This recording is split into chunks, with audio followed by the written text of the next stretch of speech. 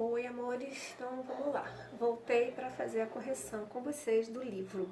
Para que eu não tenha que ficar me virando, poder falar mais à frente com vocês, eu vou lendo aqui no meu livro, tá bom? Então vamos lá. O dever foi as questões, foram as questões 1, 2, 3, 4, 5, 6, 7, 8, né? Do 1 ao 8, 11 e 15. Então vamos lá. A primeira. Que evidência podemos observar em nosso dia a dia para comprovar a existência do ar? Várias. A embalagem de requeijão que vem com aquele plástico, embalagens a vácuo de café, quando você abre ela faz cheia de ar. O vento, a roupa balançando, o barco à vela, né, folhas nas árvores, portas batendo, tudo isso mostra pra gente que o ar está aí. Às vezes paradinho, às vezes em movimento, na forma de vento.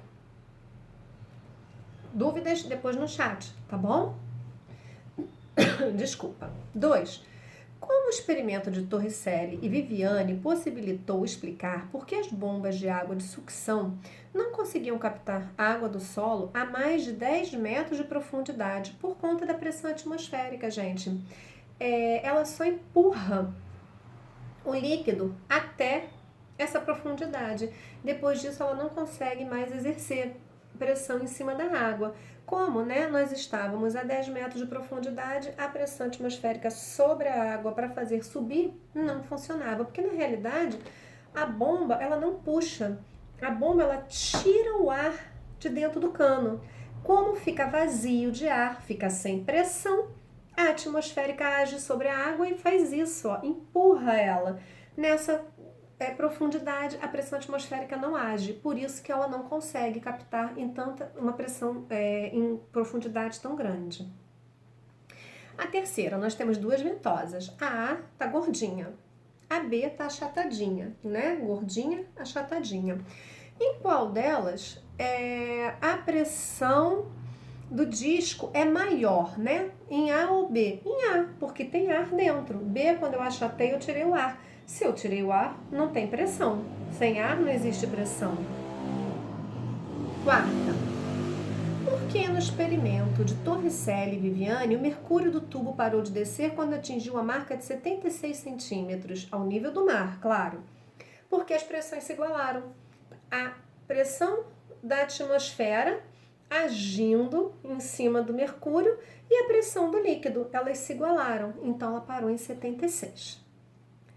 5. Em Campos do Jordão é considerada a cidade mais alta do Brasil, está a 1.600 metros de altitude. Já a cidade de São Luís do Maranhão, apenas 4 metros acima do mar. Em qual dessas duas cidades a pressão atmosférica é maior? A gente viu que quanto mais baixo, mais ar em cima, maior pressão. Então, em São Luís, Campos do Jordão, pouco ar em cima, menor pressão. Isso é uma proporção inversa. Quanto maior a altitude, menos ar, menor a pressão.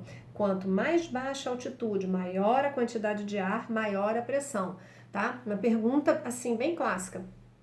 Por que quanto maior a altitude, menor é a pressão? Porque tem menos ar. Por que quanto mais baixo, mais perto do solo, né, menor a altitude, mais pressão? Porque tem menos quantidade de ar em cima. Agora, nós estamos falando isso dentro da nossa troposfera, tá? Aqui dentro, tá certo? Da primeira camadinha, que é a que nós vivemos. 6. Considere que a cada 100 metros de altitude, a coluna de mercúrio sofre alteração de 1 centímetro. Como será a coluna de mercúrio no local com 600 metros de altitude? Ora, se ele vai diminuir 100 a cada 1 centímetro, a gente tira 6. 76 menos 6, 70. Vai estar marcando o nosso barômetro. 7. Um estudante disse à professora que iria encher seu copo com água porque ele estava com sede e o copo estava vazio. O outro estudante disse que, na realidade, o copo não estava vazio. Considerando o que foi visto nesse capítulo, o que esse último estudante quis dizer? Na realidade, não estava vazio porque ele estava cheio de ar. Quando a gente coloca a água, o ar sai, né? Ela expulsa, porque dois corpos não ocupam o mesmo lugar ao mesmo tempo, tá? Então, na realidade, a visão do outro estudante, o copo não estava vazio, ele estava cheio, realmente estava cheio, cheio de ar. Número 8. Observe a figura. Vamos descer aqui para a gente poder acompanhar junto a nossa figura. Vamos lá. aqui. A primeira 76, a segunda 70. Ele quer saber como nós explicamos a diferença entre o nível de mercúrio nos dois tubos. Esse que está com 76 está no nível do mar, por exemplo, no Rio de Janeiro. Ele tem uma pressão maior, porque está mais baixo, tem mais ar exercendo pressão em cima da coluna de mercúrio. Esse aqui do lado, 70, ele está mais alto, consequentemente menor pressão, agindo sobre a coluna de mercúrio, segurando esse líquido, o líquido consegue descer mais um pouquinho, tá? Por quê? O líquido tem peso, faz força para baixo, a atmosfera vem e empurra para cima. A minha pressão diminuiu, então o líquido consegue ganhar, ele desce mais porque tem menos pressão. Agora vamos para número 11, vamos lá. Número 11. Neste capítulo, você conheceu as camadas da atmosfera, então responda. Em que camada se formam os ventos, as nuvens e as chuvas? Troposfera, a primeira camada onde nós vivemos, que é a camada onde nós temos os fenômenos meteorológicos, né? Chuva, vento, raios, tempestades, trovoadas, tá? E B, em que camada maior concentração de ozônio? A segunda, a estratosfera. Por que esse gás é importante? O gás ozônio, ele é formado por 3 átomos de oxigênio. Então, o gás que nós respiramos, o oxigênio, são 2, o ozônio são 3. Eles conseguem filtrar a radiação solar. Se nós temos um filtro natural contra a radiação excessiva que causa câncer de pele, que é a UVA e UVB, é graças ao ozônio, tá?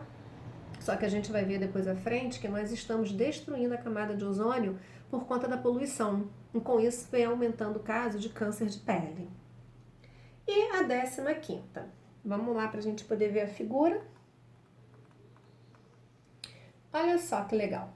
2 hemisférios.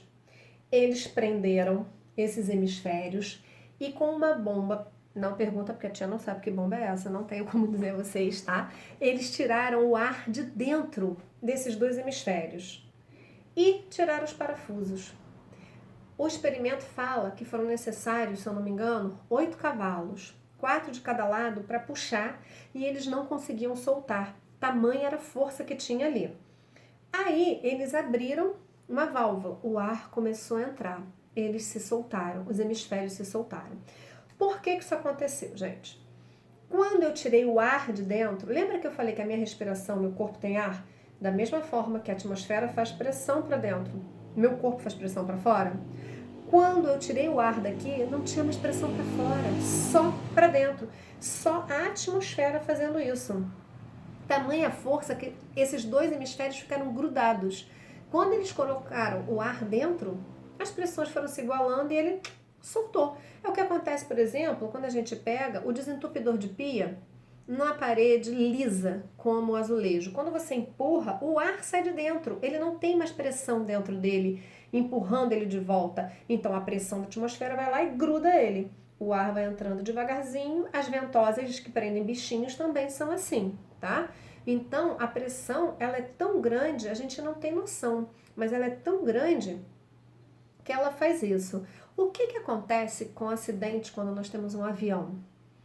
Que toda hora passa em filme, que as pessoas são cuspidas pela janela, né? Aí a gente fala assim, elas foram sugadas. Na realidade, elas não foram sugadas, elas foram cuspidas. Por quê?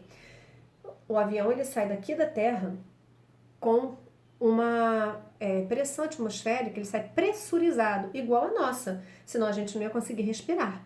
Quando tem um acidente que ele abre, a pressão de dentro é grande comparada com a de fora. O ar, lembrem-se disso, vai sempre de onde tem mais para onde tem menos. Então ele faz isso, expulsando aquele ar lá de dentro. Então, na realidade, a pessoa não é sugada, ela é jogada, tá?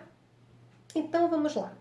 Em 1654, o cientista e prefeito da cidade alemã de Magdeburgo, Otto von Guericke, de 1602 a 1686, fez uma demonstração que ficou famosa. Ele juntou 2 meias esferas Zucca de cobre, de modo a formar uma esfera inteira e vedou a junção com couro. Com uma bomba de ar, tirou quase todo o ar de dentro da esfera. Foram necessários 16 cavalos, foram 8 de cada lado, tá? Não foi nem 8 no total, foram 16. puxando em sentidos opostos, para separar as duas meias esferas. Por que foram necessários tanto cavalos para separar as meias esferas? Porque a pressão do ar de fora era muito grande, como eu falei para vocês, segurando aquilo. Eles não conseguiam separar, tamanha força que a atmosfera exerce. Quando uma válvula foi aberta para deixar o ar entrar, as meias esferas foram separadas facilmente. Por que isso aconteceu? O ar entrou, as pressões se igualaram. O que fazia para cá, fez para fora. E aí elas se soltaram. Tá bom? Bom, amores, vamos lá agora no chat para a gente poder tirar as dúvidas, tá? Um beijo, fiquem com Deus, né? Estamos lá até o finalzinho da aula e para a próxima semana tem outros vídeos. Em breve eu prometo que eu vou voltar com a minha produção, tá bom? Fiquem com Deus.